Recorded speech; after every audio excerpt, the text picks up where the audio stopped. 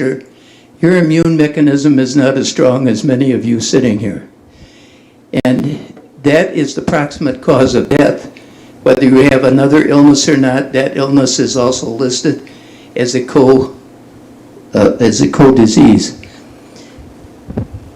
Because we have those diseases in our school, and kids don't like to tell you what they have, and they don't always tell their teachers. I think that for the most part they're supposed to, but they don't. Masks have been done for many years. Anybody who's walked the Ginza in Japan wonders what's going on because everybody wears a mask. In the hospital and in surgery, for years, masks have been worn, and they're worn to cut down on airborne illnesses, viruses, bacteria, and they are highly effective. Little kids don't seem to mind them. I have grandchildren. They put them on, we play a game, it's hide and seek. It's hard to hide behind a mask when you're my age. Pretty easy for them. And they are very easy to train. Years ago, I sat where some of you sit up there on the board. Mike Hunter and I were walking down the street one day, and it was St. Patrick's Day. We were in a parade. Candy was being thrown to the people in the parade. As Mike and I were walking, some of them were thrown pretty hard and pretty frequently. And Mike looked at me and said, "John, do you think we really ought to be here?" We were promoting at the time 7th and 8th graders coming into the city for school. That turned out to be a fact. Facts don't change. Opinions do. There were a lot of people who were against that. Some of them stopped me and said, "We'll get you next time," and they did, and I ran next time. But it was the right thing to do. And you can't change the facts, but you can change the opinions about them. It's not a political thing that the doctors are looking at. Our job is to treat, to cure, and if not to cure, at least to care. 3 people, and I'm almost finished. 3 people that I remember through the years. One was MS, lymphoma. I saw her as a medical student here. She died, there was no treatment for it. Julia Fatandi, Joe and Kathy Fatandi's daughter, died after 4 or 5 years of treatment for leukemia. Her leukemia was cured. Chickenpox is what killed her. Chickenpox encephalitis because her immune mechanism was down to 0. Another young man when I was in grade school, the only son of the music director, Bob Dina, died of polio. A disease we don't even know now. These diseases have been cured, and we don't see polio in this country. We don't see many of the infectious diseases. But COVID is a real killer. 542 kids dying. We don't want them dying in our community. And a sure way, or what tool we have, besides vaccination, which will come, is the wearing of masks for all those who enter the school. Okay. And time to wrap up, Dr. McKenna. thank you. Okay, we will go on to consent agenda. If somebody'd like to make a motion on the consent agenda.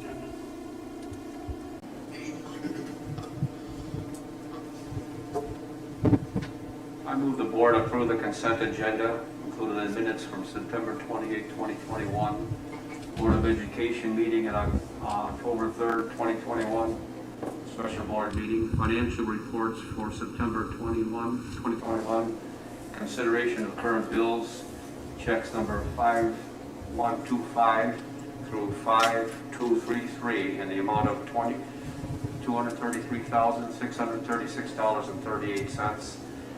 ACH is number 212-200-226 through 212-200-334. in the amount of $834,067.98, and one wire transfer in the amount of $11,905.68 for a total of $1,079,610.04. Second. Any questions or comments on the consent agenda? Mary Kay, I will have to abstain on check number 5201.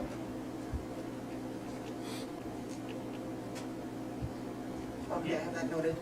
Thank you. Anything else? Then we'll go ahead with the roll call. Bardo, Yes. Deep, Gagnon, Yes. Maddox Nelson, Yes. Newfeld, Yes. Hyatt, Yes. Schrader, Yes. Zimmerman, Yes. and Mary. Yes. And we'll go on to the COVID-19 update and possible action. Item A is consideration to approve revised COVID quarantine procedures. President Mary, I need to talk to the board and the community about the last meeting.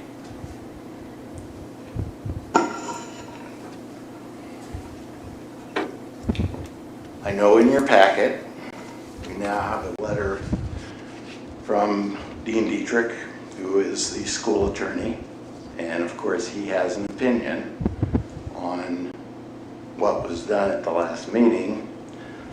He was my attorney when I was the superintendent at Wittenberg. I've known him for over 30 years, so I know how school board attorneys work. They like to get their information prior to things happening so they can give advice to the board. However, in this case, he wrote a letter to you and basically said what I'm going to say tonight is inaccurate. But if you look closely at his letter, he calls Dr. Deep's motion an amendment. And in reality, as I will explain to the public and to you, when the gavel came down, according to Robert's Rules of Order, because no one objected to Dr. Deep's motion, the masking went into effect. However, on the morning of Wednesday, October 13th, I received 3 messages calling what the board did was illegal. So, what was interesting is that on the night of that meeting, Amazon sent me my Robert's Rules book. So I went into it and went into motions, and I found 10:30 sub 5. If the general problem posed by a main motion, which was Jill's resolution, which I made sure at the beginning of the meeting was on the floor, if that main motion might be better dealt with an alternative measure that cannot conveniently be proposed as an amendment in the form of a substitute, note that Mr. Dietrich called it an amendment, a member speaking in debate can urge rejection of the pending motion, saying that if it is voted down, he will offer a different main motion, which he can briefly describe and which deals with the general problem in a substantially different way. Obviously, Dr. Deep's motion was substantially different. However, he may move to postpone the main motion indefinitely. That was not a motion. If the pending motion is thereafter voted down or indefinitely postponed, the chair immediately recognizes this member again for the purpose of making his alternative motion, even if another member rises to claim the floor first. Well, what this basically says is that Jill's resolution needed to be voted on first, prior to Dr. Deep's motion. So at that point, I contacted an attorney. It's interesting because the attorney I contacted agreed that that was what covered what happened at our meeting. And I know I have dealt with lawyers long enough to know that they each take a side, they each make money, and they usually fight it out in court.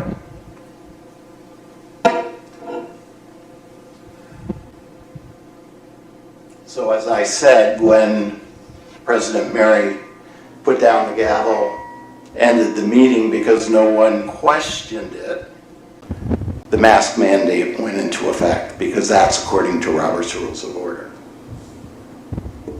One thing this tells me is that we need a parliamentarian. It's very easy for board members to get caught up in the moment of what's going on in the meeting and not really thinking about Robert's Rules of Order. And I didn't. I know that Glenn Bugney used to be the parliamentarian for the school board, but somewhere along the line, people decided that that wasn't needed. Last Thursday, I met with Dr. Sprague. I explained to her what happened from my opinion and my lawyer's opinion.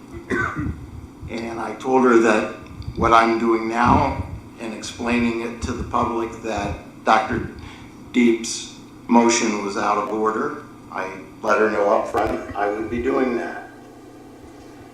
In the course of the meeting, I asked to have Jill's resolution back on the floor because it wasn't voted on, and I believed that that motion or resolution needed to be voted on.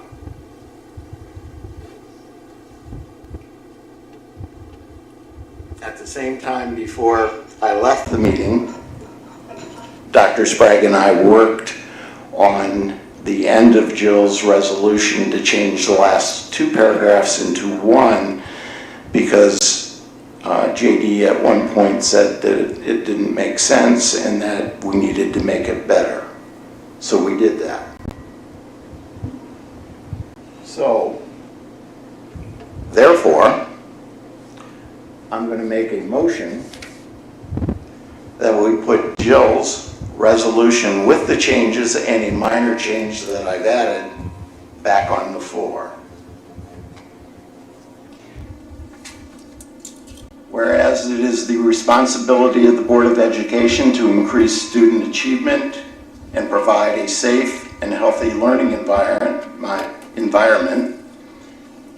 and whereas using the calculations and statistics approved at the August 24th, 2021 meeting of the school district board directly represents the school district population in the current presence of the COVID-19 virus within the district population, and whereas positive COVID-19 test results have not reached the 2% threshold since school started, with the most recent USDA COVID-19 dashboard data on October 3rd being 2021, reporting 0.71% active cases as a percent of total individuals. Interestingly, that's exactly the same percentage that was on the dashboard last evening. And whereas use of district data maintains a consistency for district students, staff, parents, and stakeholders, and whereas a district-wide mask mandate would require visitors to wear a mask, including all visiting co-curricular district students, participants, their district staff, and parents, guardians, caregivers of their children, and whereas using the USDA boundaries and population includes students from other counties attending USDA schools and does not include White Lake, Elko, Peace Lutheran, and All Saints schools, district staff and students. And interestingly, Right now, White Lake is not masking, Elko's not masking, Dr. and Bartle. certainly those other two that are within our district are doing things differently. And whereas the calculations approved on the August 24th using USDA population staff and students wear masks when active cases equal or exceed 2% and remain masked until we drop to 1%, and mask recommended and optional was in the original motion of 5% and 4%, and whereas quarantine measures of close contact students without symptoms removes equal access to learning, and whereas universal masking of healthy students have unknown impacts on academic achievement, to include limited to no research or adverse health impacts to students' overall health, to include but not limited to concentration struggles, respiratory impairments, headache, fatigue, depression, and anxiety, as well as academic barriers such as hindrance of speech development, nonverbal communications, and social school development. And whereas the CD COVID-19 weekly cases per 100,000 population by age group Wisconsin graph shows, since the start of the current school year, to present statewide transmission spiked on 9/18/21 with 433.7 incident cases per 100,000, with current data reported on 10/2/21 showing 90.1 per 100,000, which demonstrates a downward trend of transmission. And whereas per American Academy of Pediatrics, children ages 0 to 17 represented less than 0.3% of all confirmed deaths reported to CDC, and whereas USDA does not have clear and convincing evidence to conclude moderate high or critical high transmission rates occur among USDA students. Therefore, be it resolved, the Unified School District of Antigo Board of Education promotes academic achievement through person-centered approaches, promoting health, safety, and well-being by understanding individual medical decisions, require combined collaborative efforts with USDA, Langley County Health Department, and parents, guardians, and caregivers. Therefore, be it further resolved, the USDA will continue to provide notification to parents, guardians, caregivers when their student is identified as a close contact to a positive COVID-19 case. Therefore, be it further resolved, any student or staff member of the USDA population identified as close contact to a positive COVID-19 case, regardless of vaccination status, displaying symptoms of COVID-19, be required to quarantine as identified with public health recommendations. Therefore, be it finally resolved, and this is the change, the parent, guardian, caregiver of a student identified as a close contact to a positive COVID-19 case who is asymptomatic may choose to have the student quarantined at home per CDC and public health recommendations, or may choose the option to have the student continue attending school in person and wear a mask consistently and correctly for 10 school days after being identified as a close contact and monitor symptoms. Neither option is dependent upon student vaccination status. I'll second that motion. Okay, we can have discussion starting with Dr. Bartle. Dr. Berto, can I just, who was your attorney that you talked to? I was asked to keep that Okay. as confidential between myself and the attorney. Okay, understandable. In The our, only thing, Dr. Bartle? I have the record. No, could you just do us a favor? If you turn your mic towards the other wall, we won't get interference from above. Thank you. our, I'll try that. The only thing I want to bring up is that I want to make sure we're talking apples to apples. So, wait, Dave, I can text the can I district. interrupt you for 1 second? not yet, as the district as of last night had 16 cases. Divided by the 2255, our rate is 0.7095%. Langley County also now puts out how many actual cases in the health department. They put out the actual cases over a 14-day period, just like us.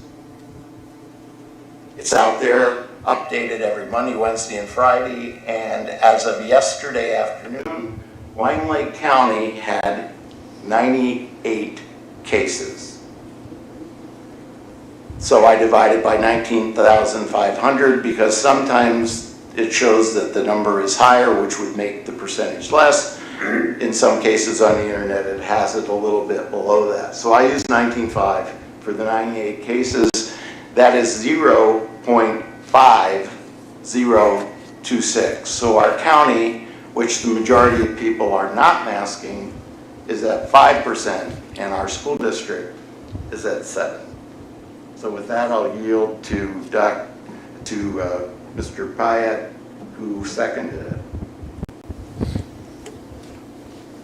I would also, whenever I look and hear about what the masks are, the few students that are wearing them in the high school, I know we received email from Dr. Sprague saying 30% of the students are not wearing masks. As I have a student there, my son, who happens to be a mask wearer. Not all the time, but when he's around crowds of people, he will put on his mask. And that's his personal choice. And that's exactly what we're asking, is that the parents have the personal choice as to whether or not to mask their students. Take a look at the schools. Whenever the students walk out of the school buildings, watch what they do with their masks. As my wife and I was walking up here today, I think I counted maybe 2 masks laying on the ground. Did they come from the students? I don't know. They could have come from anybody. But it's kind of coincidence that they're around the school. Kids, they pull them off. As soon as they walk out the door, they go play with their friends all around town with no masks. I still believe I am not a anti-mask person, and it shows because my son wears it. A mask whenever he's in larger crowds.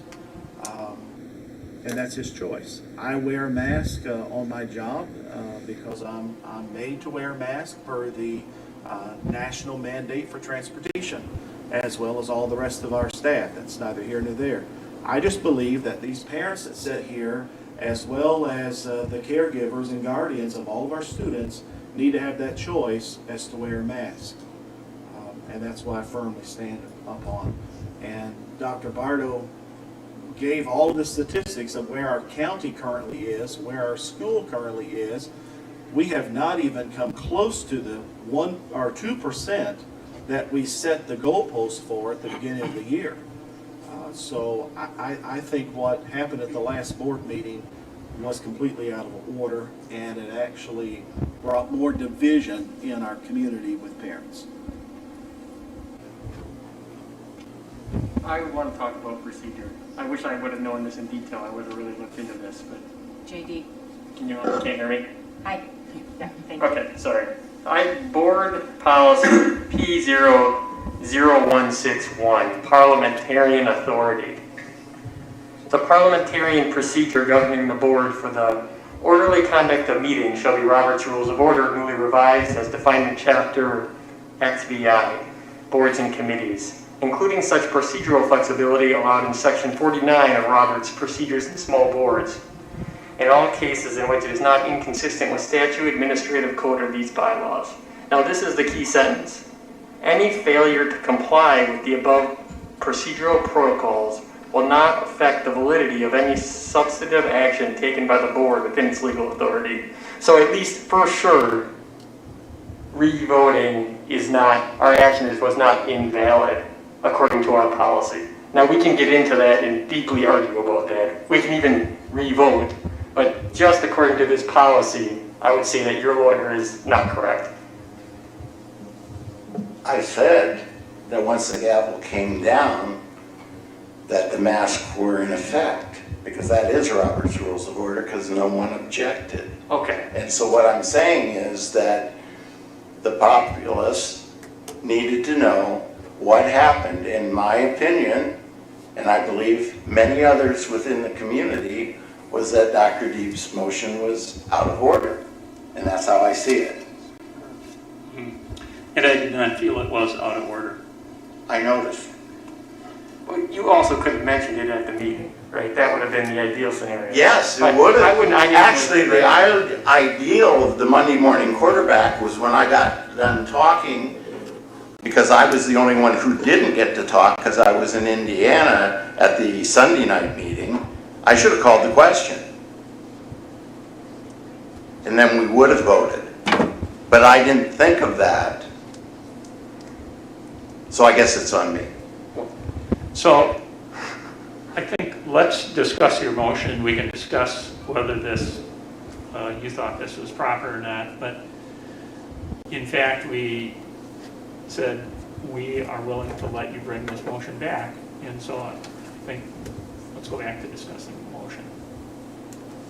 That's fine.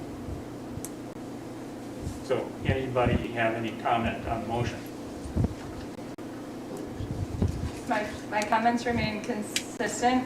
I firmly believe that masking should be a parent, caregiver, guardian decision for what's best for their child. I don't feel that we have data to justify masking. We don't have data specific to overall health impacts nor academic achievement impacts.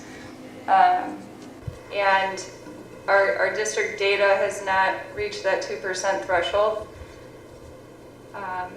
So those would be, my big reasons. In addition to, we've had a lot of feedback from parents, caregivers, and guardians identifying concerns. And I also think it's important that we hear that and we listen to that too, because parents, caregivers, guardians know their children the best. And know what decision is right for them.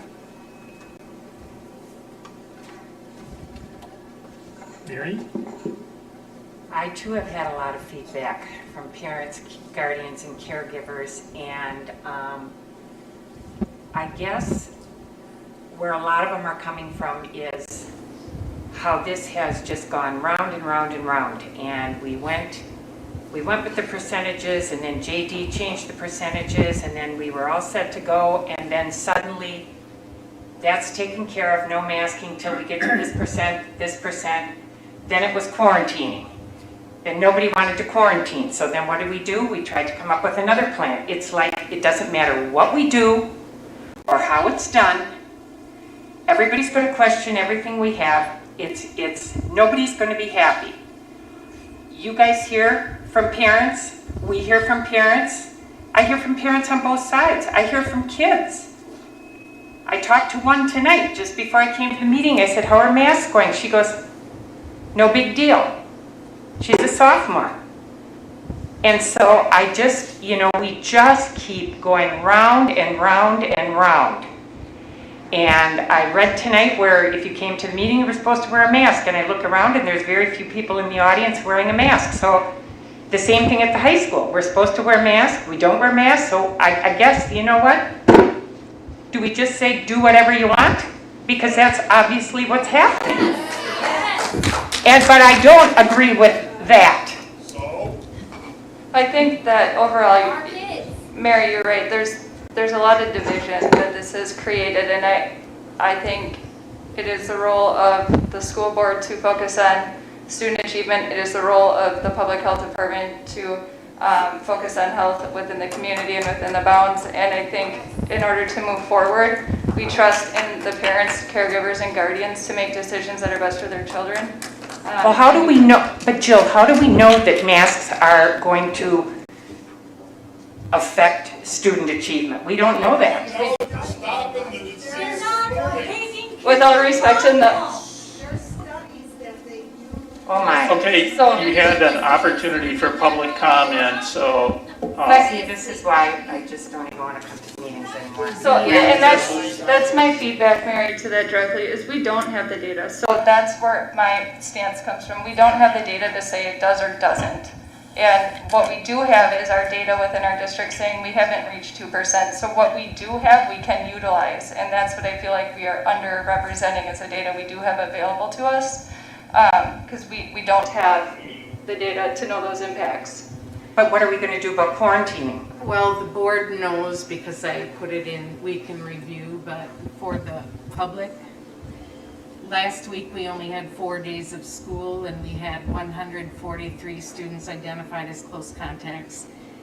138 were allowed to remain in school because of masking. And remember, the mask mandate was more about quarantining than anything else, Yep. and we all agreed that was the primary piece.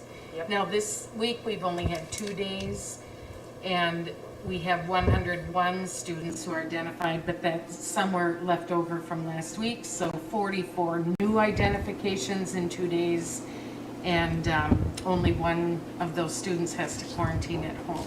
So in that regard, I've been pleased, teachers have been pleased, because kids are in school, which we all agreed is what we want.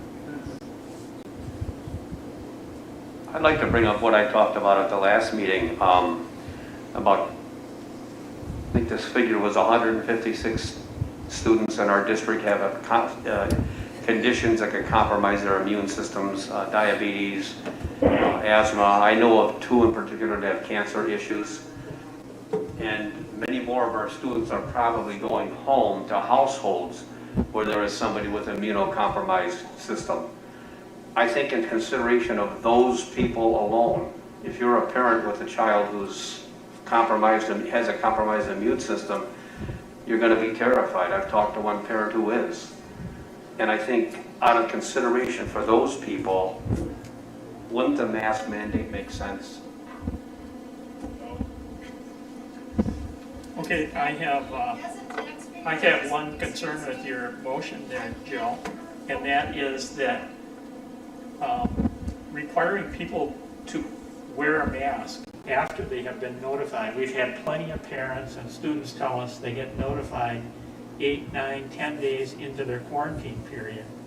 So why even bring that motion? Why not just say let's not require them to wear a mask? It seems like that would make more sense. My resolution was originally discussed on the 3rd, so there's been things that have transpired since then. That was in an attempt to compromise and merge the gap between the dissatisfaction across the board and come up with a fair resolution. I'm just saying that, your motion, it sounds like we're doing something, but in reality, we're not doing anything. And so if we're not going to do anything, let's have the guts to say, we're not going to do anything. You know what, if a student's in close contact and no symptoms, I have no issue with the student staying at school. And if it displays symptoms, then quarantine. I have no issue with that. Regardless of mask, regardless of vaccine status. I'm providing feedback on the current discussion. Okay, well, it's the current motion, so we'll continue on. Any further discussion on the current motion? Just as we've heard Dr. Deep and Dr. McKenna and Dr. McKenna tonight, here's another doctor, Dr. Jen Meehan, wrote this article in October of 2020, 17 ways that masks can cause harm. I'm not going to take the time to read all of them, but number 1 is medical masks adversely affect respiratory physiology and function of that student. And I really believe that our parents, the outcry that I'm hearing now is something different that I've not heard, but I'm hearing it now, is the fact that our parents see the hypocrisy of our administration. And I'll define that, and I don't know how we can fix that with the administration, but we say wear masks, and then social media shows all kinds of pictures of the hypocrisy of administration who preach to our kids wear masks, and then they're in groups of people taking pictures and posting them with no masks on their face. So I think now we're seeing something else, that if you're going to go around and preach it, then you need to preach it and live it.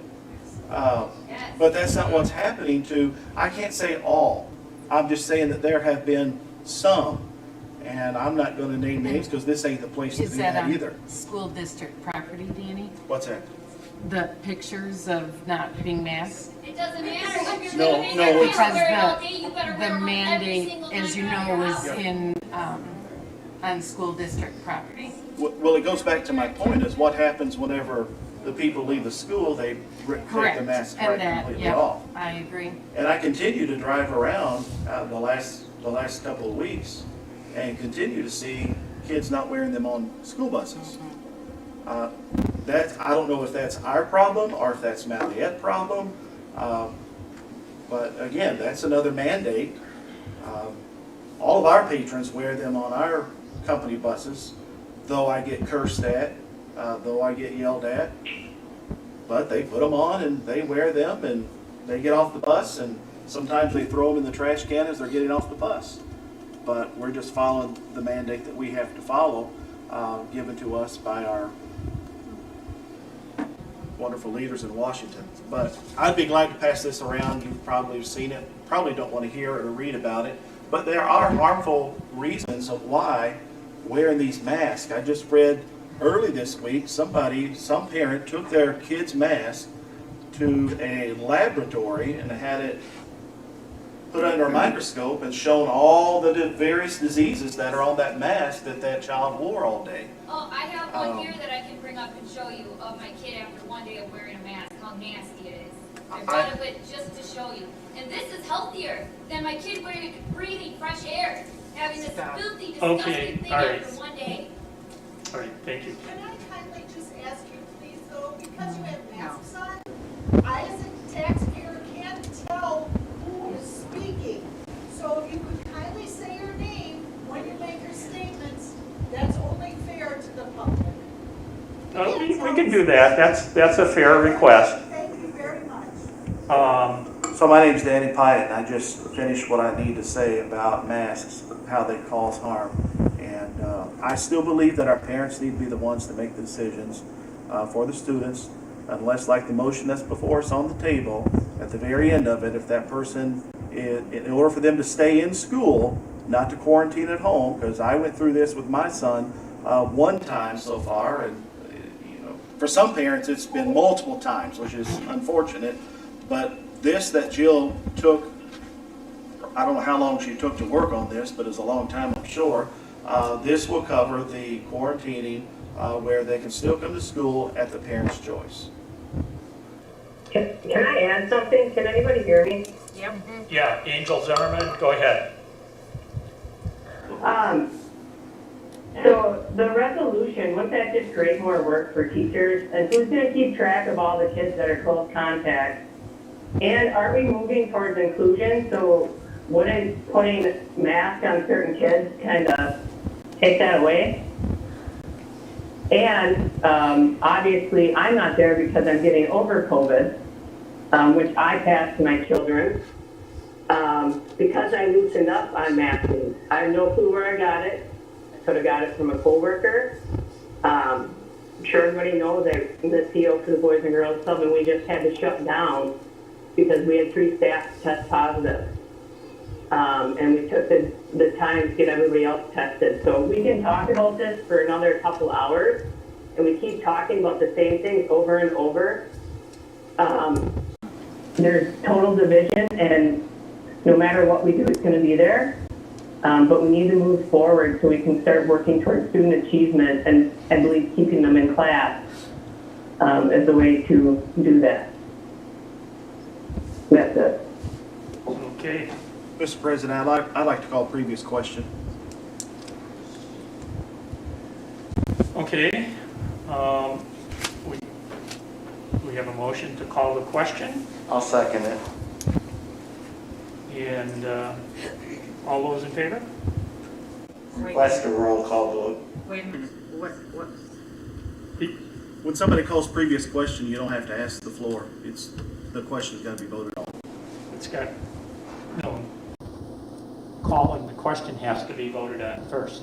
No, sir. Yes, When a sir. No, sir. Can you look at Robert's rules, Mr. Barno? Well, we're doing it this way, Mary Kay. Do a roll call on calling the question. I call point of order until we look at Robert's rules to see what is in order. Since we do not have a parliamentarian, let's look at the book. Now, are you going to look at the main book or at the small committee section? We're going to argue about this. We can stay here a long time.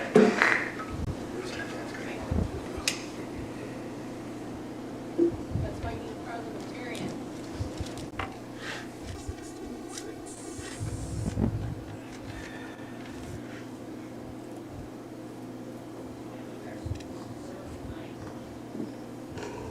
I do know when a motion is seconded, we have to announce who's seconding the motion. I mean, these are, I was on the county board, I know these things, you guys gotta know what you're doing. Okay, it's under 16, 6, and 7. Equal application rules to non-standard forms such as call for the question. In most instances, I call for the question or call the question. I demand the previous question. I move to close and end debate, or I move we vote now is simply a motion for the previous question made in non-standard form and is subject to all rules of the section. Care should be taken that failure to understand this fact does not lead to violations of the members' rights of debate. Sometimes the mere making of a motion for the previous question or call a question may motivate unanimous consent to ending debate. Before or after such a motion has been seconded, the chair may ask if there is an objection to closing debate. If members object or try to get the floor, you must ask for a second, and then you must have a roll call. So if there's no objection to us stopping debate, which is what Danny was calling for, and voting on the resolution, we move forward to voting on the resolution. On the resolution that you just read, Correct. Which was Jill's resolution with with the different ending. with a different ending. Correct. So what happened to, what happened to Dr. Dietz? We're not having, I mean, that's gone? No, Dr. Deeps is Still there. still What there. happens? If Jill's motion or resolution passes, then Deeps is no longer in effect, and masking for our students is no longer in effect, starting tomorrow.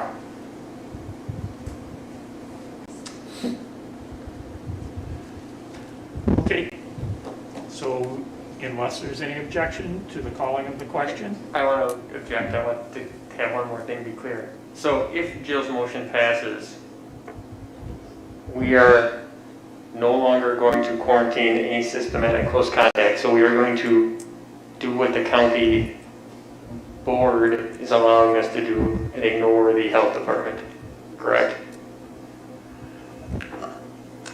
So it's a free-for-all. they would be, and correct me if I'm wrong here, Joe, but people who are close contacts would wear a mask. They would not quarantine, but they would wear a mask once they were notified, which is, I mean, sometimes they're notified in 4 or 5 days, sometimes longer. So, I'd like to read the statement from Dr. McKenna today that we received. Patrick McKenna, our medical advisor. I would recommend the board oppose this motion. It was made with no input from medical staff or advisors. It does not follow CDC or DHS guidelines. Further, it is in direct contradiction of our requirements to allow health department guidelines and standards for Chloracine. Such a disregard for these requirements would put us in conflict with state statutes that have been discussed repeatedly at board meetings since August. okay, do you want to vote now? We can vote on calling the question. Unless There's no anybody has objection any now. further, does anybody have anything further they wish to say? Okay, then we can just go ahead and do a roll call vote on the actual motion. This is on the actual motion. This is on the actual motion. Yep. Gagnon, No. Magic Nelson, Yes. Newfield,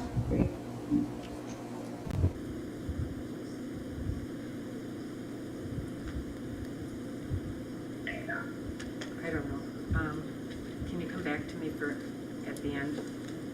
Hyatt, Yes. Schrader, Yes. Zimmerman, No. Bardo, Yes. Mary, No. Newfield, No. That's the tie vote, 4-4, and so therefore the motion fails. Okay, anything else on the COVID update? And then we'll go on to new business. And we'll- Time out, Andy. Are we supposed to deal with what's on the screen now? what are you referring to? The action. The action item? Action motion. Yep. We had a motion. Are you saying you want to bring a different motion than the motion that Dr. Bardo brought? Absolutely. I make a motion the parent, guardian, caregiver of a student identified as a close contact to a positive COVID-19 case may choose to have the student quarantined at home per CDC and public health recommendations, or may choose the option to have the student continue attending school in person and wear a mask consistently and correctly for 10 days after being identified as a close contact and monitor symptoms.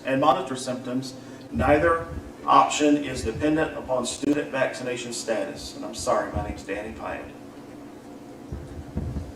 I'll second that, Joe Maddox-Nelson. I think that's really essentially the same as the motion we had, but I disagree because basically what it's doing is going with Dr. Deep's motion. okay. I'm okay with the motion being there.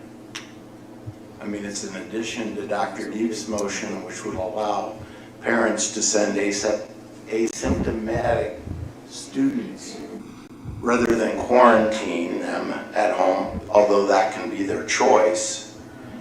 They can put a mask on the child, send them to school, and be able to stay in school. And as we know, right now at the high school, it's about 70% not wearing masks. And I'm Dave Bardo. Would this also eliminate the incident? I'm Danny Pyatt. Eliminate the incident that happened at the high school with the student being segregated from their classmates all day long because they came back to school the next day with a mask, and our school nurse made her be alone, away from everybody? Is that what the nature? That's what I'm understanding the nature of this to be, because that parent chose. The student did not wear a mask, was close contact, came back to school the next day with a mask on. However, the school nurse said, you still cannot be here, so you're going to be away from everybody. That's the story. But will this protect that? Whether that's true or not, we're not going to go there, but will this protect a student that does not? Danny doesn't wear a mask to come to school. I become in close contact. I come back to school tomorrow because I was in close contact. I wear a mask. The nurse is not going to come and pull me out of my classes, away from my educational experience, and put me off in the corner somewhere. Our current motion is it has to be worn consistently and correctly in order to stay in school. So that's why we have sent just a handful home to quarantine. So I'm confused, Dr. Barter, when you talk about having this added to Dr. Deep's motion, because this is different from. This is about quarantining and allowing parents to make a decision. If they want to keep their child in school, they're asymptomatic, they put a mask on the child. And as I said right now, most of the kids in the high school aren't wearing a mask. But to stay in school, if they come back the next day with a mask or immediately upon learning that they're in close contact from the nurse, they put a mask on, they get to stay in school. We're trying to stop quarantining of students so they can get an education. Correct. Correct. And right now, if an asymptomatic student comes to school, they're required to wear a mask. They're required to wear a mask all the time. This differentiates by, wearing a mask once identified as a close contact. So that would be the difference, correct? Like currently, everybody is supposed to, recommended everybody wears a mask. This motion is stating a mask would be required upon being identified as a close contact. So masking would be for 10 school days, once identified as a close contact, right? That's what this motion says, for 10 days, once you're identified as a close contact. The reality of that is, by the time you're identified, you've already been coming to school for 4 or 5 days without a mask. The reality of that is that we had that in our district prior to the current motion that's in place, and we still didn't reach 2%.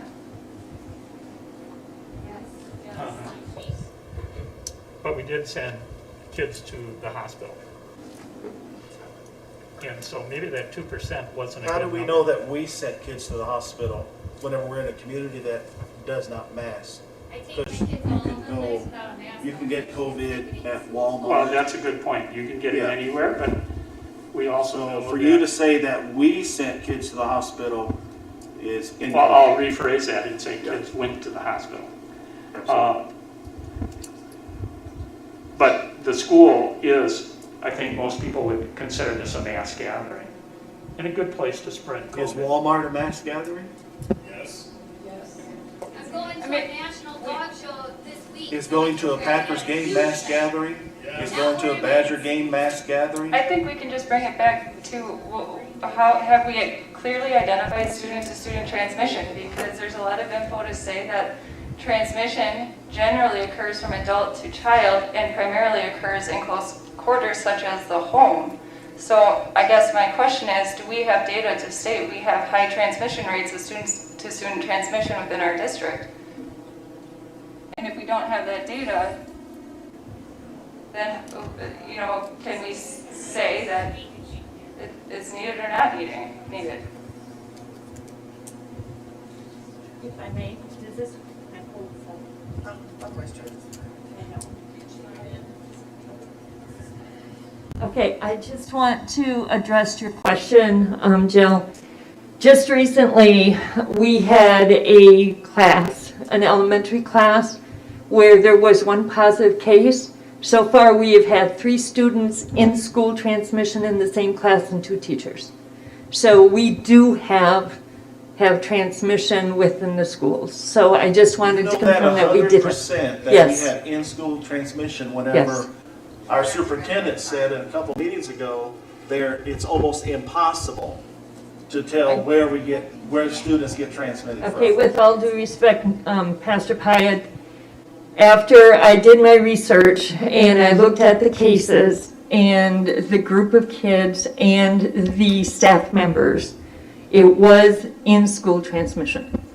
I am very confident in making that determination. Understand, please, not to, excuse me, this isn't an argument, this is a clarifying question that I did attempt to ask a while ago, and I think has been a concern for many in the community, not just parents and students, but also business owners and management things that are affected by our decisions. Can you explain the process in which we do the contact tracing while students are on school property, correct?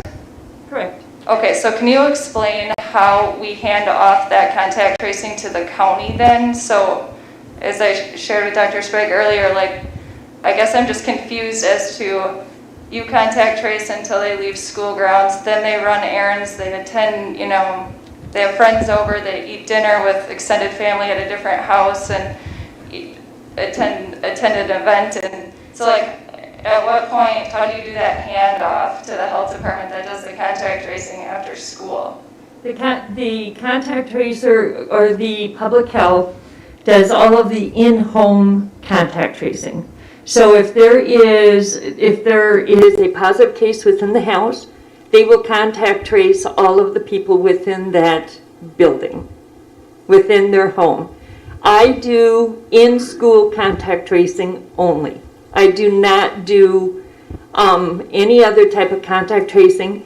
If a parent calls and says, I think my child is a close contact, I will discuss it with public health, and then we will determine if the child needs to be quarantined or considered a close contact. But I am in contact with public health at least 4 to 5 times, sometimes 6 times a day, asking questions, clarifying before I make decisions that are very cloudy to me. I never make those types of decisions on my own. Correct. I know that you have a lot of contact with them, and we have a great working relationship with the health department.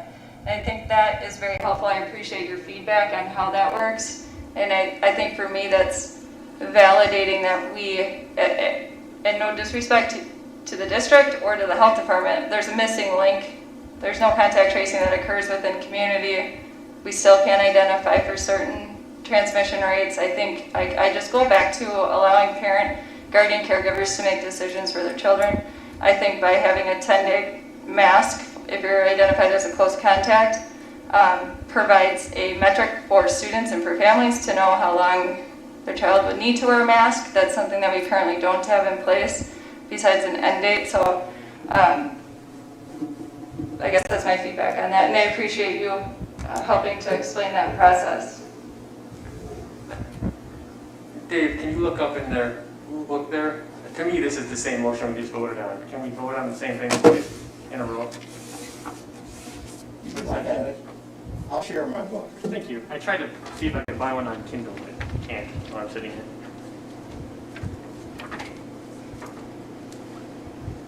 I'd just like to make a comment. People are talking about what happens at Walmart, what happens at a Bucks game or a Packer game.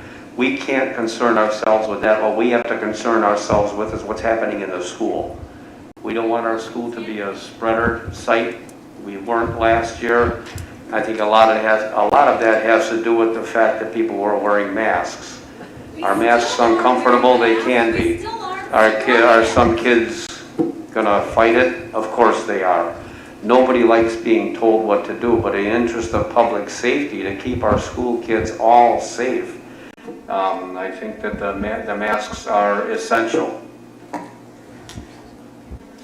And that's where I respectfully feel that the public health department can provide their recommendations as they're doing, and that we can focus on education. And we can merge that and reduce the division by trusting parent, caregiver, guardians to make decisions. Okay, I think this, if you don't mind, Dr. Bardo, you did say that you thought this goes with Dr. Deep's motion, Yes. but would you like to explain that a little further? We currently have a motion from Dr. Deep where all staff, all visitors, all students are supposed to wear masks. But there is a protocol at the high school that was approved by Dr. Sprague, which states that if a student at the high school chooses not to wear a mask and is not being disruptive, they get to be taught. And so originally, I think it was like 70% wore masks the first day. Last Wednesday, when Dr. Sprague was at the high school, she told me it was now down to about 50-50, and I had some students that have talked to me in the past day stating it's more like 70% not wearing because they're choosing not to and they're behaving.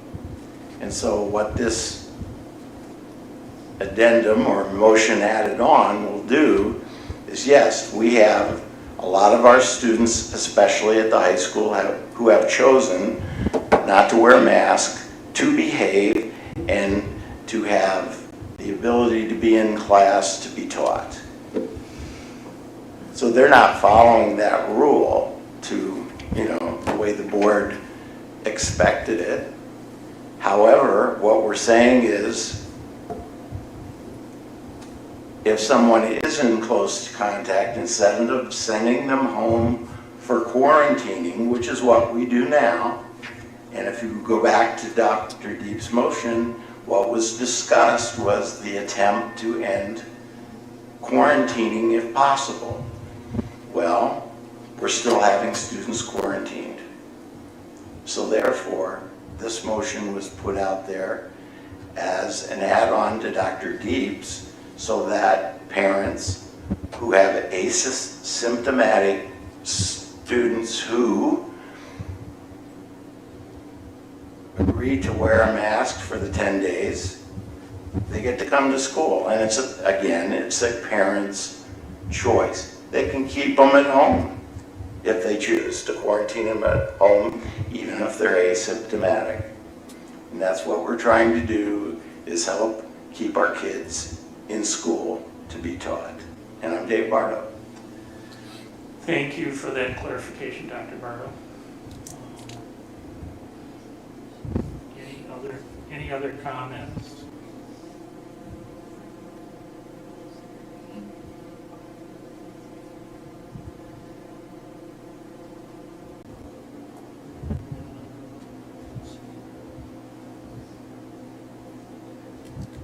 Then I think I would just like to add an amendment to this motion.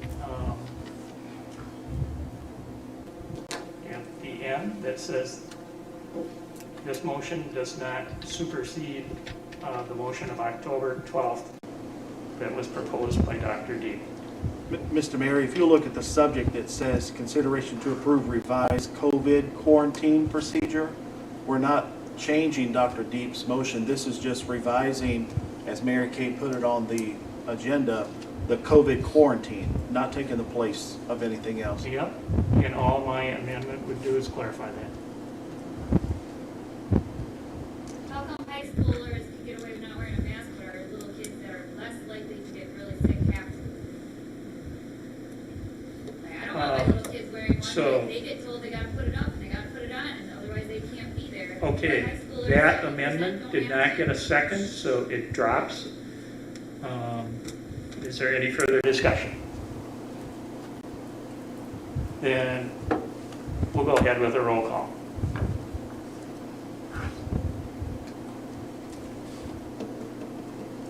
Maddox Nelson, Yes. Newfeld, No. Hyatt, Yes. Schrader, No. Zimmerman, No. Bardo, Yes. Gagnon, No. Mary, No. Okay. Then we're going to go on to new business. Item E would be approved committee of the whole minutes from October 12th. I move the board approve the minutes, Mary Newfeld. I move the board approve the minutes from October 12th, 2021 committee of the whole meeting. Second, Wayne Gagnon. Is there any discussion or questions?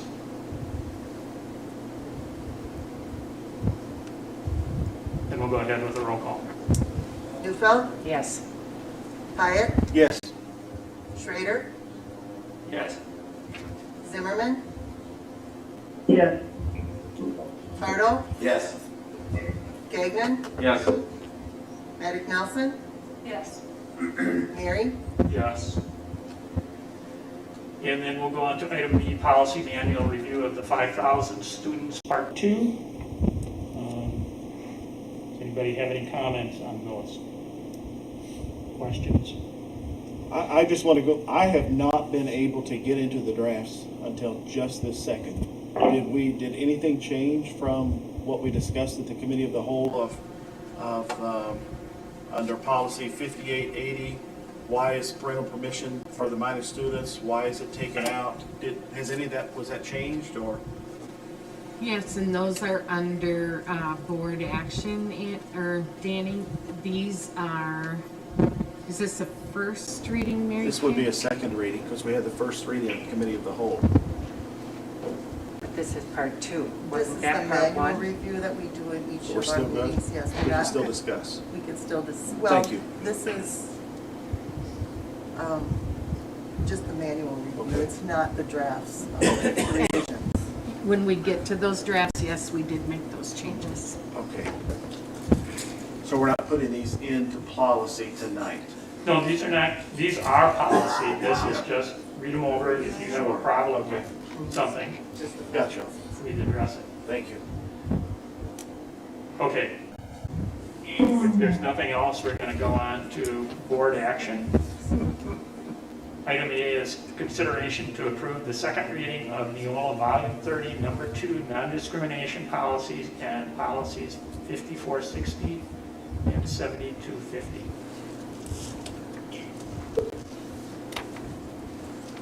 I move the board approve the second reading of Neola about Mary Newfeld.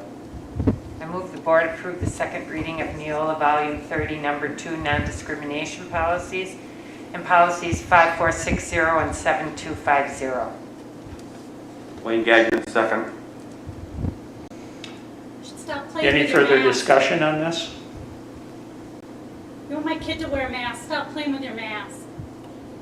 That's what my kid has to do for 8 hours a day. You know he got impetigo and the doctor won't let him not wear a mask?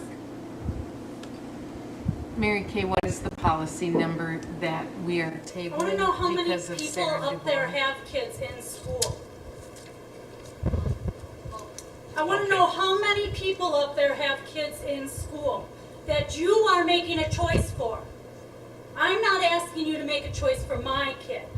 They tried like 3 times tonight to bring up this because they know that us as parents want to make the choice. 3 times they tried in different ways. They even compromised. And you still said no. Somebody on this board just the other day got a haircut. They're sitting in there talking away without a mask on. I was in the office and the office staff don't have masks on. But my kid, who is a middle schooler and cannot make the decision that a high schooler can make, can't take his mask off because he feels like he can't be in school to learn that. You guys are not listening to us. Our kids are suffering. Let it be our choice. The numbers didn't go up. It should have never been changed in the first place. We never reached that 2% you gave us. And it still isn't going up. Like they said, at the high school they're not wearing masks. The people out in the society are not wearing masks. What does it matter if they are in school not wearing masks if they don't want them? And the numbers aren't changing. And the numbers aren't changing. If the numbers were going up, totally get it. Take some more precautions. They aren't. They aren't going up. Okay. Thank you You for had a your doctor comments. that writes in a thing, and he can say something, but us parents can't. I didn't write on the thing because I didn't think I could get up here and tell you. I'm a parent. There is absolutely no reason for my kid to wear a mask in school. You are forcing my hand to pull my kid out of school. If he had an immune system problem, I would have him wear a mask and be in school. That would be my choice. He doesn't have a problem. He doesn't need to wear a mask. You send kids home all the time. My best friend just had 5 kids. All have COVID. The one's still coming to school. Your policies don't make sense. No consistency. Take the masks off. Take the masks off. You know, I'm just going to tell you that Nothing's going to we wanted- change. We did the mask mandate because we want to reduce the number of kids who are quarantining, and I think that's a serious issue. What, is it changing? Is it changing? I don't think after 1 week you can talk about a lot of change one way or the It other. doesn't matter because all of us parents have our kids in sports. We're going to the bowling alley. We're going out to dinner. We're going everywhere. We're going on vacations. We're going to visiting family all over the goddamn place. And we're not wearing masks on our goddamn kids. We get to choose. Not you guys. We do. And what difference does it make if they're wearing damn masks here in school, but then they're having sleepovers that night at their house? It doesn't make no damn sense. And you think this nasty, filthy mask on my kid all goddamn day, this is healthier? This! Look at this mask! It's supposed to be white, and this is after 1 day! 1 day! 1 day! And it's freaking nasty! Because little kids, elementary kids, they're touching it. They're dropping it on the ground. They're stepping on it. They're exchanging masks with friends and coming home with different masks. Oh, that makes sense. That's a whole lot healthier than just letting them breathe fresh air. And my other kid, last year he suffered with headaches. He came home 2 to 3 days a week, and we only went to school 4 days a week with severe headaches, laying on my couch for an hour waiting for the Tylenol to kick in every day. And you know what? I went to the doctor in May, and I asked him, could this be related to masks? He said it could be, but it was so late in the year he wasn't going to write anything up. Now I tried to make an appointment to get him exempt. Aspirus won't do it. So my doctor that was going to write something in the spring now can't do anything because Aspirus tied their hands. So now my kid's got to suffer with headaches again? How many times a week? Oh, it's okay because it's for the greater good, right? That's what you guys think? That's what you Democrats think? Is that it's for the greater good? No, it's not. My kid is suffering with headaches. My other kid is coming home with nasty, filthy, disgusting masks. It's not for the greater good. And then we're going to the bowling alley. We're playing sports. My kids just got done playing football. They're out there wrestling out a football field with all these other kids from town. But then tomorrow, oh, better wear your mask because you might give those kids COVID. But we were just wrestling on a football field. Seriously, your policies make no sense. Jill's made sense. That was a compromise. But you guys you're so stubborn, you won't compromise. It's your way or the highway. And us parents, we're pissed. Okay, thank you for those comments. I just really do. I feel like you guys, move on. And that's it? So my choice tomorrow. So we have my choice tomorrow is that my kid can come to school and wear a mask all day and be told by his teachers to keep pulling it up. Or I can keep him home where he's not going to learn anything so that he doesn't have to wear a mask. Those are the choices you're giving me? Those are the choices. I mean, is your kid a close contact? Right now? Right now? Actually, right now my kid is. Mm-hmm. Because somebody, I guess, must have been in his class, that, tested positive. But, you don't want to pull all the kids out in the school. We don't want to pull all the kids out. So then why aren't you going with our compromise? Of not wearing masks. Yep, and if you're in your close contact, then like my kid, sure. So then for the 10 days that and it's already been like way back on the 20th, they gave him one warning, so it's been days into it already. It's been days into it. So he's already touched everything and been around, so what's the difference? Okay, exactly right. But why not have a compromise? Why not say, sure, you are worried, this is something that you want to do medically for your family, and that's a choice you want to make, and wear masks, go ahead. For us that don't want that, why not have that? I don't understand why it didn't pass. I didn't at all. Because I thought it was a compromise. I thought instead of this so then, like my kids, so for the next 10 days or whatever, actually 6, that now that we've been notified, 6 days, he'll come to school and he'll wear his mask. And that's the way it is. Mm-hmm. But then the rest of the time, I want him without the mask on. Well, that's not. Why not? He's not he's, The masks work. If the masks work, if they wear the mask and the other kids don't, what's the problem? The masks work, right? You thought he Yeah, had, you the think reason he for wearing a might mask have is to it. protect others. It's more about protecting us. See, but again, that's your. Okay. I I appreciate. thought that was. I just started going to these. Actually, I came about 3-4 times ago because I came with a friend to listen to something else that never even got touched on, and then the whole mask thing came up. I don't think it's a Democratic Republican thing. I think it's that I want to choose. I don't want you choosing for my kid. It has nothing to do with him learning. This is his medical. This is what I choose for him to do. If I said, God told me I don't want my kid wearing a mask and it's a religious thing, you would press hard to make that happen. you would say that is my right. Medically, I do not want my kid in a mask. He said all those papers, all those reasons why they shouldn't be. My kid's got impetigo, another reason why he shouldn't be. Dehydrated all the time. She said all these, I would think that would be really interesting to see all the parents write down all these symptoms of what their kids are going through this last couple of years.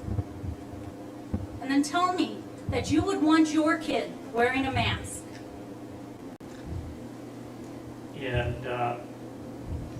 you know, I wish I could speak for Aspirus. If you have a medical reason, it makes sense to me that your doctor should write a medical excuse. But they don't. They can't. They can't because it's on top. And I'd like to acknowledge, I know it takes a lot of courage and a lot of vulnerability for both of you to express your concerns and your real life lived experiences. So I know that's out of order. President Mary, I appreciate you allowing them to share their firsthand lived experiences, and I commend both of you for having the courage to share that with us. Just saying. Because like all this other stuff you guys talk about right now is like peanuts. You know? I know it is to you. This is the important thing right now. This is the thing right now every day that our kids have to deal with. I think you owe her an apology for talking down to her right there. Wow. I do. I think your guys' priorities are a lot. I get it. And you got a lot of other things to do. But right now, I don't think you guys are settling this. I don't think you're settling this at all. And a compromise between both sides would be really nice instead of just cutting it off. And I think there was a compromise here tonight. There was a great compromise. And you guys just keep, you know, you go back and forth. Like I see that. I can see, you know, he wants something to come forward and then he does. But then you have the compromise and then you all just still shut it down. Yeah, I did not think it was a good compromise, so that's. Why don't you, instead of just shutting the whole thing down, why can't you say, I didn't like this about it? Why don't we try this? I did. So, okay. May I kindly just say something? Maybe we don't understand that through all the lingo, or I don't understand that. I didn't hear that at all, that you brought up something and said, oh, let's try this instead. You know? I said I didn't like the motion because it doesn't do anything. So then instead of just cutting it If kids come to down. school without their mask when they are close contacts, there's really no point in having them wear a But mask. I said they should when they have, if you come up Yeah, and but say. you don't know when they're in close contact until about 5 or 6 days later. Right, but isn't that the whole point? Isn't that the whole point of That the is the nurse? whole Isn't point. that what she's doing? So all those kids. She's contact tracing. Right, and saying, But I and think that's how we- we get the robocall We that got says to our the kid. point where we don't feel that's effective. It doesn't do a lot of good to have these kids out of school after they've been here. It doesn't do a lot of good to quarantine them after the fact.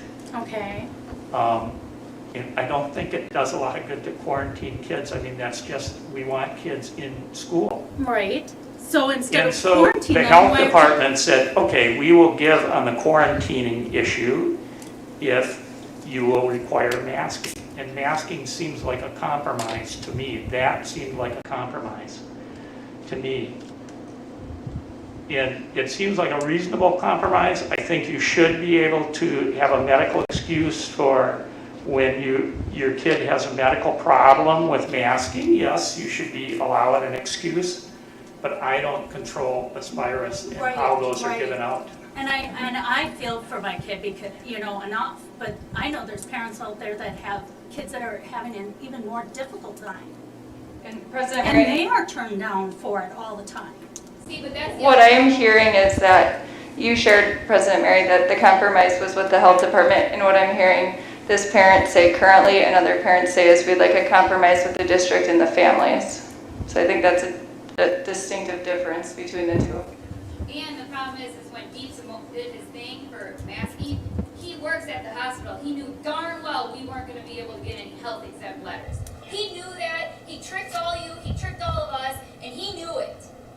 So he's a liar. I have no respect for him. Okay. So, Right, so I guess that's my thing, and I'll just leave it at that. all right. Because I get that this is out of order. But this is probably the one time I'll come, because I don't think any of you guys listen to us. I was happier we had a bigger turnout tonight than we have previously. But so many people can't get here. I mean, I wouldn't want to wear it again. No, I get there's people on both sides, she's hearing the same thing. Yeah. I don't get it why it is not our choice. Yeah, and they're I not don't. providing. I don't get why you guys have the power to do this, compromise, and make it our choice. The numbers aren't going up. They haven't gone past that 2%. To me, there is absolutely no reason it should have been changed. None. If our numbers were shooting up there, Well, then you could revisit it at that 2%. So then you could revisit it at that 2% and say, hey, what we're doing isn't working. We need to change it. you understand that the reason we changed it was to get rid of quarantining. Stop quarantining them. If you're sick, you stay home. If you think I came in contact with you when I was sick, 10 days you get to wear your mask. Yeah. Okay. Then you're not spreading it to anybody else? If you have it, maybe if you have it, there's your quarantine. Because that's the same thing they're doing at home. Most of the kids aren't even staying at home. They're still all out in public.Ey're all going all over the place. Okay. I appreciate your comments. I don't think so at all. I don't think you listen to us at all. May I kindly make a statement, please, may I address the board? Okay, go ahead. Could you limit it to a minute or two? I'm gonna limit it to 30 seconds. Okay, so we do know this for a fact. We read in the papers that many medical associations, even Aspirus, is letting people go because they fail to get inoculated. Am I correct? Am I correct in that statement? I don't know about Aspirus, but there are businesses that are doing that. They don't want to get the vaccine. However, if you went to the doctor and you noticed that they make you put a mask on when you go to the doctor, am I right about that? You go to the hospital, you have to put a mask on to enter the hospital, and all the employees are required to wear a mask. However, if they fail to get the vaccine, they are being dismissed. So how effective are those masks? I'm asking you that. They can't be that effective. Would they be that effective if you still have to get in contact? Still require the vaccine? Yeah, I'm not going to And say, if we're going to talk about little children, where the vaccination is not available, and there's many people that refuse that vaccination for little children, where does this stop? Where does this fallacy stop? Because the efficacy, it is not effective, any more effective than have a mask on, and they have, you shouldn't cough on anybody, you shouldn't sneeze on anybody, and you should leave your children home if they're sick. You should wash your hands, keep these surfaces clean. That's what's gonna help change this. okay, thank you.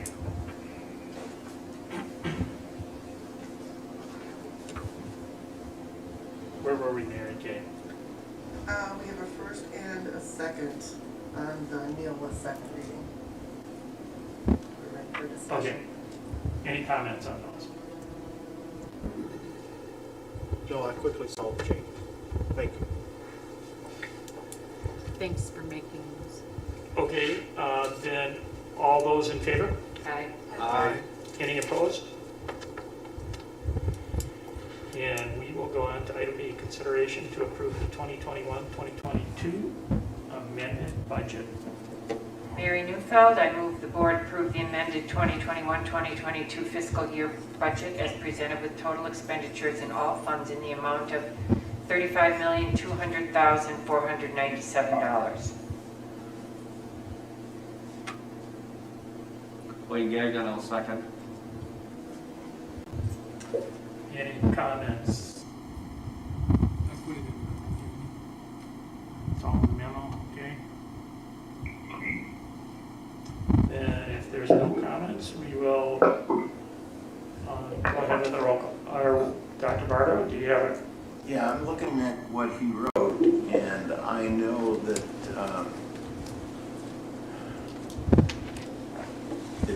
the other change worth noting, I'm quoting here, is that I am recommending that we increase the levy for the community service fund by $30,000. So, Tim, so basically your amended budget includes that $30,000, correct? Yeah, this is Tim Prunty. Dave, you're right. I should have I did point that out in the memo, and that's what I'm recommending. So, And so I think this is not in the correct order because I will be voting no on when we get to the tax levy on adding 30,000. And maybe there are others. So I don't think we should approve the budget prior to approving the levy. Tim, do you have? Does that make sense, Tim? it does. And what we can do is, it's the chicken before the egg kind of a question. Right, because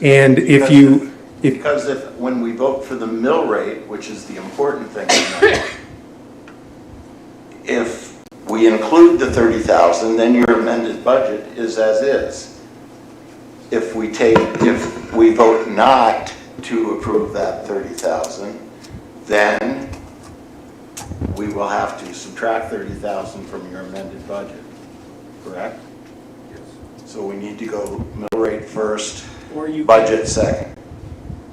Conversely, you could do it the other order. Approve because the budget is what sets the levy. True. So The either budget sets the levy. If we would not approve the levy, then we'd have to come back and amend the budget. Okay, I'll make a motion that we amend his amended budget by taking $30,000 out of it from Fund 80, I believe it is. Fund 80. Okay, is there a second on his amendment? Second. Okay, any discussion on the amendment? Mr. Mayor, I just want to get this correct in my mind with Dr. Bardo. So what we're taking out in the memo that Tim gave to us is the other change worth noting is that I am recommending that we increase the levy for community service fund by $30,000. We're taking that out of this statement? Yes, which would then affect the tax levy. Okay. The mill rate would go down because Fund 80 is an extra tax on the community. And it's not coming out of this memo. Your amendment takes it out of his amended budget. Correct. Correct. Andy, if you would go ahead and look at the summary amended budget that I've got there. And if you look at the community service fund, we are including 30,000 in that fund.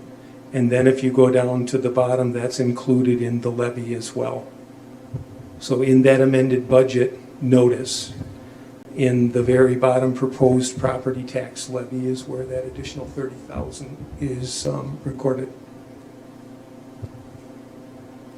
Without the 30,000, what would the property tax levy be? Jill, the levy's going to go down by 2.5 cents. Or the mill rate. The mill rate will go down by 2.5 cents, approximately. Dave, you elaborate on why you don't want to see the tax increase, or just curious if you're going to persuade me? Well, when I was a superintendent at Whitburn, John McKenna came to see our pool, and I made it very clear to him that what the school district would need to do is to come up with a certain amount, i.e. a percentage, of an expected budget that they would pay for. And that extra funds would have to take care of the pool. And that's what we did at Whitburn. And I will say that no one from the school district came to talk to me about it. So I see an 11.1% increase to the pool. And I think it can stay where it's at. Personal opinion. Mr. Puente, I think this ties into that question I asked you about the level of commitment from the district and the donor when the pool was built. So when we compare Anago to Wittenberg, Burnham Wood, the Smith family, which was the major contributor down in Wittenberg, they also at the same time set up an endowment. And the endowment, the earnings, my understanding is the earnings from the endowment help offset the cost of the pool. In Anago's case, we do fundraising for various projects. And, we have folks like the Sheldons and others that routinely give annually. And we have done everything from replace all the HVAC on donations. We've replaced all the plastering on donations. And this year we're going to do sand filters and disinfection equipment on donations. And I just think it's prudent. We haven't raised the community service levy in probably 6 or 7 years. And consequently, we've tried to keep our admissions fees as low as possible. So we operate the pool on as tight a budget as we can, and it's really through the generosity of our supporters that allows us to keep it low. And I'm just saying that to me, $30,000 over the course of the whole equalized value isn't a big number. And we are spending down fund balance this year to do the sand filters. And it would be nice to have a little bit of a cushion, because it is difficult to raise money during COVID. Yes, and just to be clear, I was drawing a correlation to maybe where that question came from when it was asked to me. So when I asked you, it wasn't in comparison to Wittenberg Burnhamwood. It was just more so, was there a financial commitment from the district with the donors? So then I really didn't answer your question, because the way we have the Fund 80 set up, the revenue side of Fund 80, we have the levy, which represents currently represents $270,000 of the revenues. The district's contribution is, we look at our annual operating cost and we divide that by the hours of operation. And then for every student activity that occurs in the pool, we charge the district, the aquatic center in a sense charges the district rent. So when our Phi-Ed and our varsity sports use it, they actually rent. So it's Mary Ponisic, the director, logs the hours, and then at the end of the year we figure out what the transfer fee is. And everything besides the actual maintenance personnel are tracked separately for that facility, so we know our actual cost. Yes, thank you.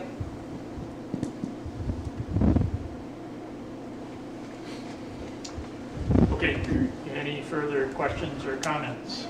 I just want to add, Danny Pyatt, just add to this. Tim, I'm a firm believer in supporting all for the district. However, at this time, I cannot say yes to raising the levy $30,000 because, as you stated, the pandemic has impacted membership admission revenues, but the pandemic has impacted a lot of businesses across our county and across the nation. And those businesses don't have the opportunity or the luxury to go to taxpayers to raise the funds for their establishment. They just hope for people to come in. And with inflation going the way that it is, with the cost of everything going up, I just believe that we would be better stewards of our taxpayers' money if we say no to, at this point, I'm not saying forever, but at this point, until maybe some things in our economy begins to look a little brighter. And we don't know when that will be. So I can't be in favor of this at this time. Mr. Bronte, do you know what, if to keep membership fees reasonable, that's why this is being requested, do you know if there's a discussion about what the membership, or maybe Dr. Sprague, what the membership fees would change to? I haven't Or had if that's just a if needed discussion, then that would occur kind of. That I think is impactful, right? Yeah, and we all know that as we raise fees, that also is a deterrent for folks to use the facility. So it's that delicate balance that we play. Yep, and that's exactly what the context of my question was. That's a balance a lot of people are playing with, really, in reality.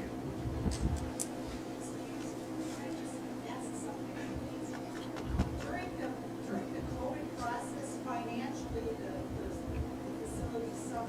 I remember I saw it. What is happening to the COVID money from the federal government? Oh, I think that's a big question that we're not going to go into right now. I think Tim reports to us on a regular basis about how he's using that COVID money, and I'm not going to have it repeated all here right now. So just on the amendment here, the amendment is, would you read that back? Or does anybody have any further comments before I have Mary Kay read that back? Mary Kay, if you would read the amendment back. From what I understand, the amendment to the amendment, No. to the amended budget. To the amended To the budget. amended budget is to remove $30,000 from Fund 80. Is that correct? Okay. So, okay, if there's no further questions, we will do a roll call vote. And Hyatt, Yes. Schrader, No. Zimmerman, Angel, are you still with us?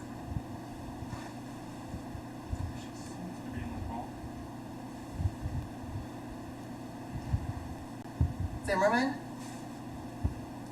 Yeah. Oh, yes, you're voting to remove the money, Angel, or yes, you're here?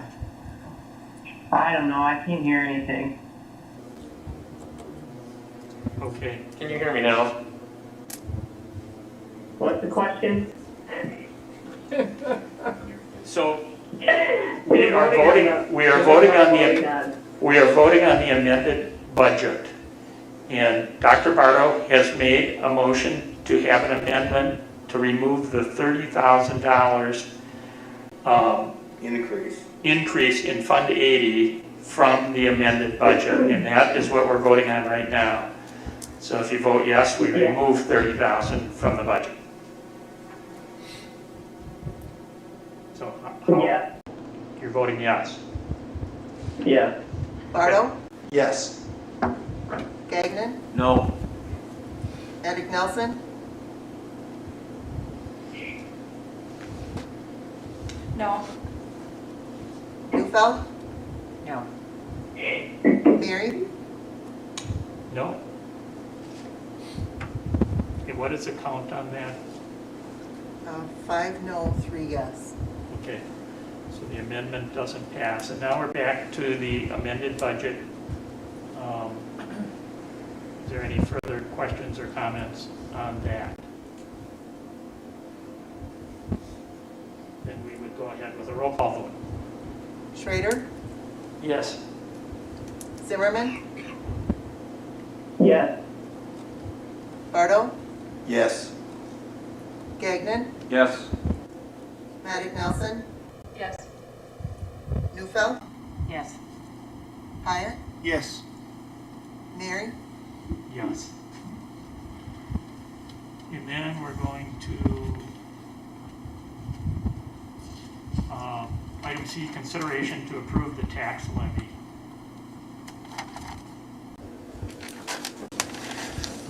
move the board approve a tax levy of $8,081,325, which includes $7,497,125 for general operations, $284,200 for debt service, and $300,000 for community services with an estimated mill rate of 6.75 per $1,000 of assessed value.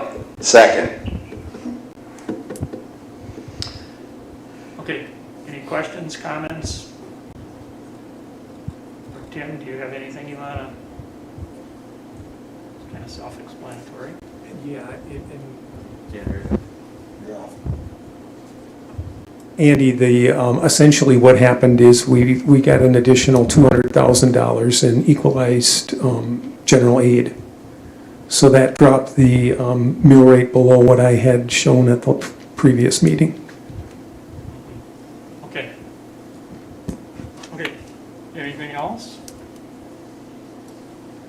Then we'll go ahead with a roll call vote. Zimmerman, Yes. Bardo, Yes. Gagnon, Yes. Maddox Nelson, Yes. Newfeld, Yes. Hyatt, Yes. Schrader, Yes. Mary, Yes. We'll go on to item D, consideration to approve overnight trips. I move the board approve Skills USA attend the Wisconsin Skills USA Fall Leadership Conference in Wisconsin Dells on November 7 and 8, 2021. Second. Questions or comments? Just be sure that year is added in there, please. Oh, yeah. You take it off first. Then we'll go ahead with a roll call vote, Mary Kay. Bardo, Yes. Yes. Gagnon, Maddox Nelson, Yes. Newfeld, Yes. Hyatt, Yes. Schrader, Yes. Zimmerman, Yes. Mary, Yes. And item E is report of employee resignations and retirements. I move the board accept the resignation of Joel Strasburger, high school English teacher, effective October 29th, 2021. Second. Any questions, comments? Oh, go ahead. I do have a question. In the request to be released from any and all contractual obligations, is he going to pay his damages? Yes. Liquidated damages? Okay. Dr. Sprague, was he just hired? Yes. This year, okay. Any other questions? Then, well, for Angel's benefit, we'll do a roll call. Gagnon, Yes. Maddox Nelson, Yes. Newfeld, Yes. Hyatt, Yes. Schrader, Yes. Zimmerman, Yes. Bardo, Yes. and Mary. Yes. And item F is report of district new hires. I move the board approve the following new hire. Alexis Vintage, part-time special education instructional assistant at East Elementary. I'll second that. Any questions or comments here? We'll just go ahead with that roll call one more time. Maddox Nelson, Yes. Newfeld, Yes. Hyatt, Yes. Schrader, Yes. Zimmerman, Yes. Bardo, Yes. Gagnon, Yes. Mary, Yes. And we'll go ahead with report of donations. I move the board accept the following donations. $100 from Sarah and James Adamski for Antigo High School boys soccer. $15,000 from Andy and Leon Sheldon Charitable Trust for Clara R. McKenna Aquatic Center. Is that $1 million? 1,000. Oh, all right. I was going to say, whoa. $1,000 from K.W. Schrader in memory of Fred Berner for Environmental Education Center at Neboken, EECAN, and $250 from the Annie Wells Club for district PBIS initiative for a total of $16,350. Second, Wayne Gagnon. Any questions or comments? I'd just like to say thank you to all those who donated. Anything else? We're going to go ahead with the roll call there. Neufeld? Yes. Hyatt? Yes. Schrader? Yes. Zimmerman? Yeah. Bartle? Yes. Gagnon? Yes. Maddox Nelson? Yes. Mary? Yes. And then before we adjourn, the next meeting, have we decided on when that is?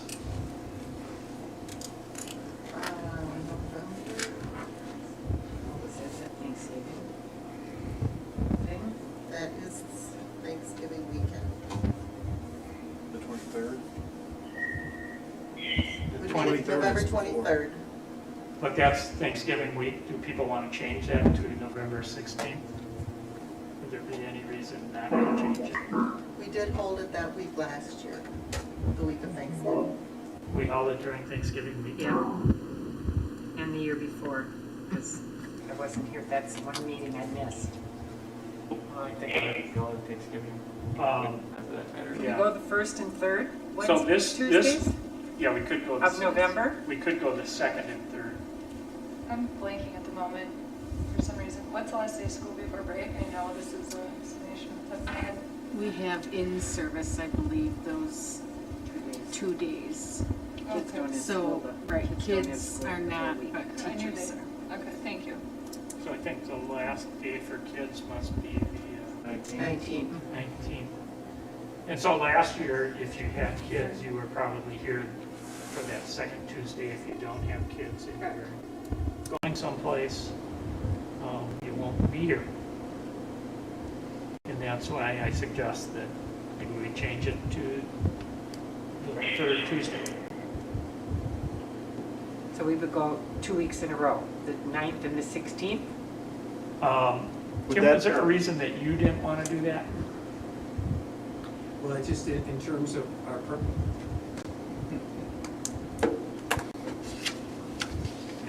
in terms of preparation of our financial statements and then the paying of board bills, you know, and as long as the board gives the business office a little latitude in allowing us to cut checks that second week for normal operations, we should be able to make it work. And the other option would be to have it November 30th, right? A week later.